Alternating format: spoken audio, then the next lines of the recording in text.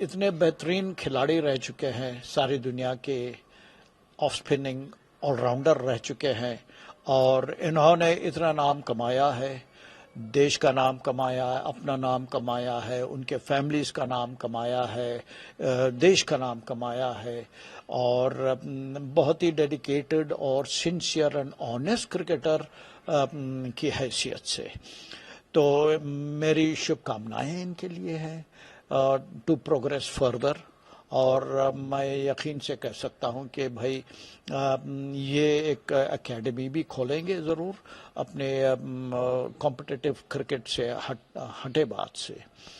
तो मेरी शुभकामनाएं उनके लिए हैं और हर कोई को किसी न किसी टाइम पे हटना पड़ता है, मगर जो पॉलिसी मैटर्स होते हैं कि भाई एक लाइन डाल देते हैं क्रिकेटर्स के ऊपर या स्पोर्ट्समैन के ऊपर या जॉब के ऊपर, किसी भी प्रोफेशन में, कि भाई ये उम्र पे आप हट जाना चाहिए और युवा खिलाड़ियों को, युवा प्लेयर को, युवा स्पोर्ट्समैन को जगह देनी है।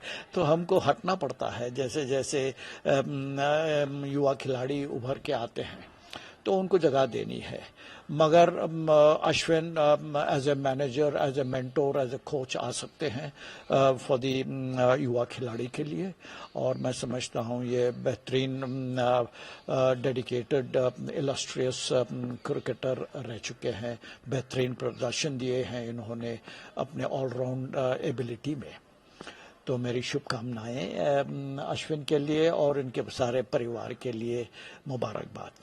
एक क्रिकेट एकेडमी खोलनी चाहिए, ऑफ स्पिनिंग एकेडमी खोलनी चाहिए, जैसे कि धोनी ने अपनी एकेडमी खोली है, राइट। जैसे कि कई एकेडमीज प्राइवेट लोगों ने भी खोली है जो क्रिकेट नहीं खेले हैं, राइट। तो ऑन दोज बेसिस एकेडमीज जो खुले हुए हैं क्रिकेट के, और मैं तो शुरुआत हर खिलाड़ी की स्कूल से होती है।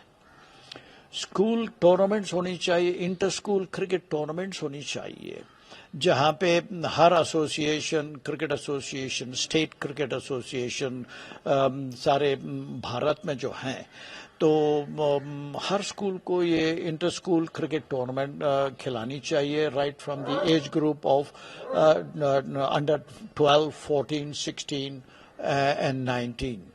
वहाँ से आपको टैलेंट मिलती है, जिस तरीके से आप उस युवा खिलाड़ियों को मोड़ना चाहें, ये उम्र में ही मोड़ सकते हैं आप। जब वो 18-19 का हो जाता है बहुत मुश्किल हो जाती है उसको सीधा करने के लिए। यही अंडर 12, 14 की उम्र में ही बच्चे को सीधे राह पे चलानी है। तो मैं समझता हूँ यही करनी चाहिए। अश्विन को भी एक एकेडमी खोलनी चाहिए और which will be of great help. Along with that अपने get involve with the BCCI और वहाँ पे नेशनल क्रिकेट एकेडमी में आइए आप, जैसे कि VVS लक्ष्मण इधर डायरेक्टर, उससे पहले राहुल द्रविड़ थे, रवि शास्त्री थे हाँ जी। तो बहरहाल ये सब they are promoting the youngsters, चाहे बॉलिंग कोच क्यों ना हो, चाहे फील्डिंग कोच क्यों ना हो, नेशनल क्रिकेट एकेडमी से जुड़े रहने से ये सब सहायता मिलती है उभरते हुए खिलाड़ियों को, और वहाँ से सिलेक्शंस में आनी चाहिए उन लोग को, अच्छा प्रदर्शन दिखाना चाहिए। और सबसे बेहतरीन चाबी जो होती है ना लाइमलाइट में आने की, वो कंसिस्टेंसी है। किसी भी शोबे में आप चले जाइए, कंसिस्टेंसी जो भी दिखाएगा, चाहे बिजनेस हो, चाहे पढ़ाई में हो, चाहे कोई भी खेल में क्यों ना हो, जब वो कंसिस्टेंसी दिखाएगा ना तो ऑटोमेटिकली आप मीडिया के आंखों में आएंगे, आंखों में, यानी you will come into the eyes of the media, you will come into the eyes of the selection committee. Consistency अगर आप बताए तो but this is the key. Consistency के साथ हर परफॉर्मेंस में आपकी कंसिस्टेंसी दिखानी चाहिए, दैट्स द की। हाँ जी, ये बहुत ही ज़माने से मेरे ख्याल में था कि भाई जब मैं देखा कि भाई हमारे अच्छे आइकॉनिक खिलाड़ी, उनके ऑटोबायोग्राफीज निकले हैं, बायोग्राफीज निकले हैं, तो मैं भी सोच रहा था कि काफ़ी अरसे से सोच लेते हुए आ रहा था मैं कि भाई क्यों नहीं मैं भी मेरी ऑटोबायोग्राफी लिखूं।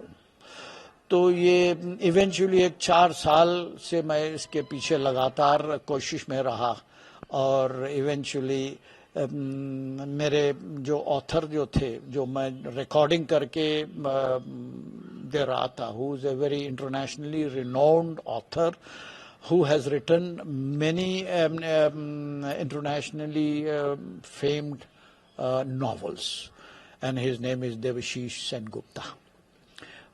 He has been a doctor and a professor of Indian Institute of Management out in Bangalore. Now he is in UK.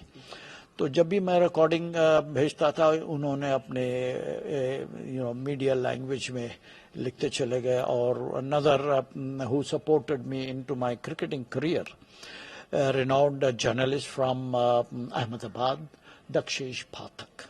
ये दो who supported my autobiography. So this is going to be launched on the 29th December 2024. The first place to be launched is Bangalore, of course, at the Chinnaswamy Stadium. Right, so of course the books will be on the stands on Kindle. Online पे भी आप उसको order दे सकते हैं, जिसको भी खरीदना है. You can get on to the book stores, Higginbotham's, or all reputed bookstores will have my autobiography, which will say it's a true facts written without any bias or prejudice. No controversy, absolutely. Nobody can write a book on controversial issues, right? So on those basis, you will read a lot about right from the birth until date. उस किताब में आप देखिए, पढ़िए. हाँ जी, the best moment of my entire cricketing career. The first moment is winning the World Cup for the country.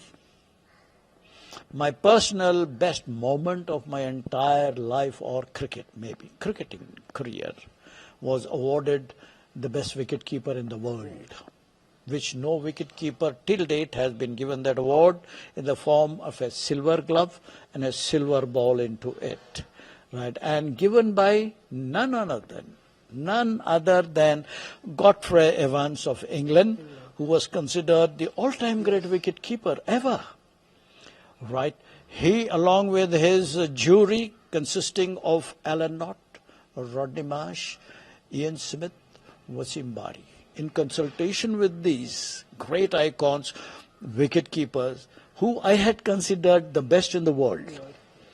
During the '83 World Cup, after we won the World Cup, this was given to me, the silver cup, a silver glove, and the golden ball and the silver ball into it. So this has been my best moment of my entire career. All the best to you, sir. Thank you so much. Yes.